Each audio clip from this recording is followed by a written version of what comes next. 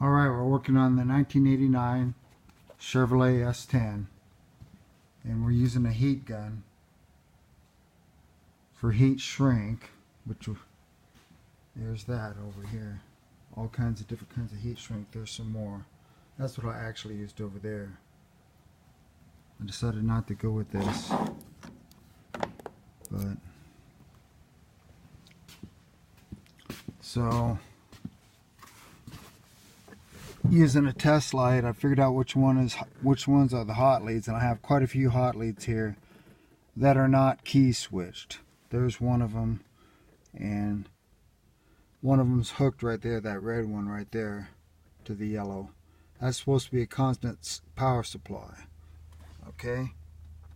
But the gray wire has to have a key switched one. Well, I can't find where the key switch lead is at anymore. And I have a hot lead right there that never shuts off. So what I'm going to do is I'm going to get a switch and I'm going to put it right there. After I get it, it'll be right up on here under the dash, so I can shut the stereo off. It's a Pioneer car stereo here that we're putting in. I thought it had, it had the phone deal, but this one doesn't. But it does play CDs. I guess I picked out an older model. The newer one didn't even play CDs, but it was Bluetooth, with your phone. But this will be fine.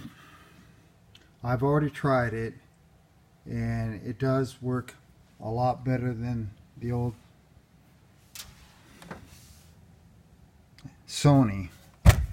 The old Sony deck. The old Sony deck was okay, but you could never turn it up. It would always, the volume would always fade out for some reason. And I've already tried the new one, and I set it up so that bass will be played out the back behind the seats, and the rest of the music will be on the front speakers. And it'll be very nice. And there's my heat shrink come out really looking good. I really like that. The red, as I said before, indicates power. The rest is either ground or speakers. So that's where I'm at right now. I have to go to town to get that switch.